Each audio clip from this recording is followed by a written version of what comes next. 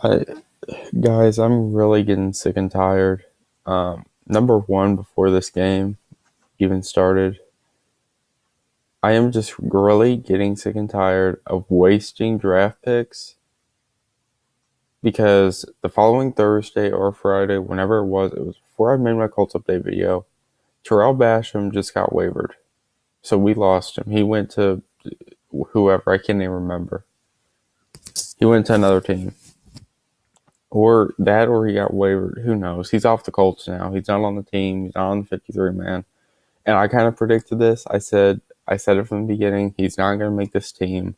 Why did we waste a roster spot on him when that could have been given to Ryan Delaire, who deserved it, and we didn't keep him? Now going into this game, I clearly stated that we probably weren't going to win this game. Clearly. And yeah, exactly. We went to New York and we lost. For one thing, our receivers cannot catch the ball if their lives depended on it. I don't know what is up with our receivers right now. Duke Pascal's not cutting it. He needs to be cut. I don't know if he is. I don't want to look at the score anymore. That's why I haven't went to the Colts at anything. In my eyes, this was a very winnable game. I think we had the lead at one point, and we couldn't get it done. We let a rookie quarterback basically dominate the defense. The defense is young, but it still needs improvement. As for the Jets, you know what? The Jets, after today, I said they were decent, but now I don't think they are. In my honest opinion, they're not a good team. They beat a Colts team that physically has no defense, no receivers. They won by what? 8 points. Yeah, 8 points. I got that right. They won by 8 points, and we're down at one point. They're not a good team. They're still a few years away, I think.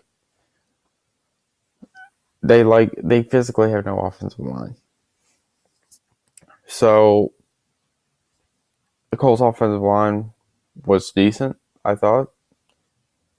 I'm really getting sick and tired too of people wanting Ballard's head. Let me go over this right now. Chris Ballard, I think, is a better GM than Ryan Grigson. He is better. He knows how to handle situations. He's just overall a better GM. Now, if we go into season 3 this way, I think we need to hire a new GM and possibly a new head coach. If we go into season 3, well, scratch that. That would be Frank Reich's second year. Everybody deserves a third chance in the NFL. Whether you're offensive coordinator, defensive coordinator, whatever. You deserve 3 chances. If you fail, you're gone. But Cleveland doesn't even give coaches 3 chances sometimes. They fire a coach after 1 season. It really depends on the team record, honestly. If they go 8-8 next year, I'd keep Frank Reich. If they go 4-12 next year, gotta find a new head coach. So it all depends on how the team plays next year. I think besides the tough schedule next year, we can get into the playoffs. So especially Tennessee's garbage. Jacksonville's garbage. Houston is decent, I guess. They won 3 straight. I guess 4 straight now since they won yesterday. So the division's not very good.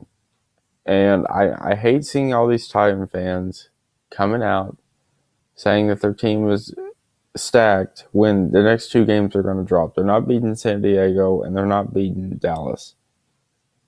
I don't want to hear it.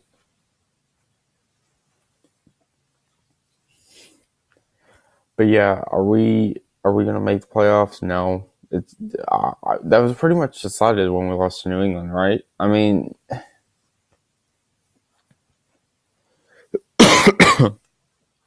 Excuse me. I'm sick of all these people, though. Basically, wanting Chris Ballard gone after this year. I'm not the biggest Chris Ballard fan as I used to be. I'll admit, the past two draft classes were horrible.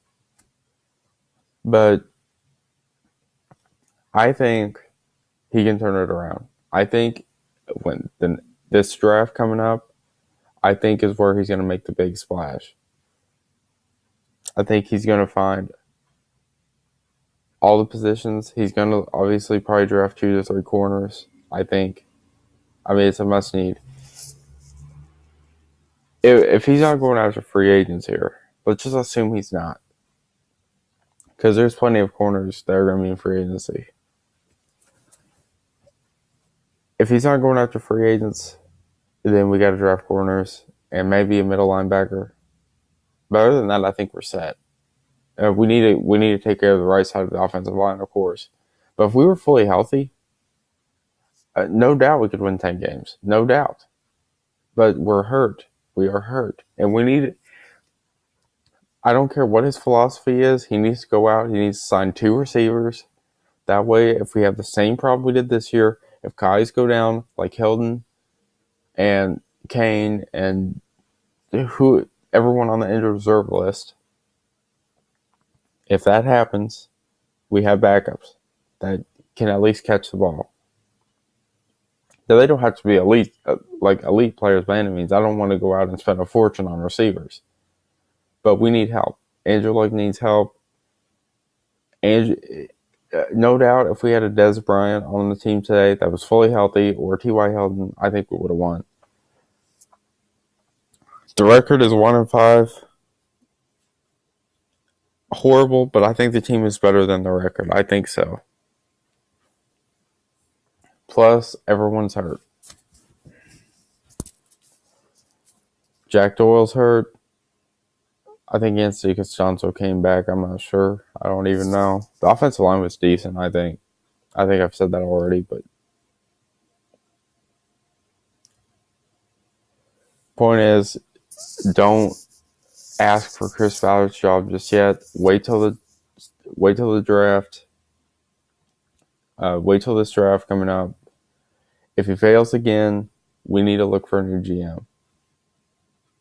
If there is nobody on this draft class, I'm not afraid to say it. We need a new GM.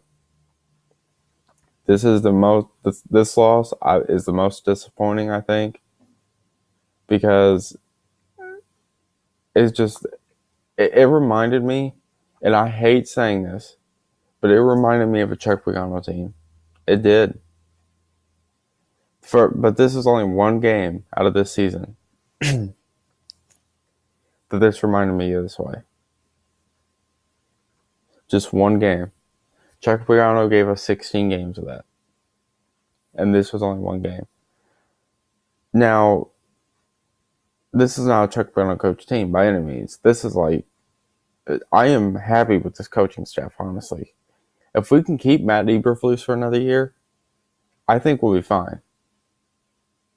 But if we bounce back and win 8 games, he's gone. Obviously, he's gone because he's going to go to a team that needs a head coach, like maybe the Browns. I can't even remember our offensive coordinator's name, but he's fine. I think it's Frank Wright calling the plays. But that's all I got to say. Just don't be quick to blame this on Chris Ballard. It's not Chris Ballard. If you blame anything, blame the receivers because they were dropping balls all game long. But that's all I got to say.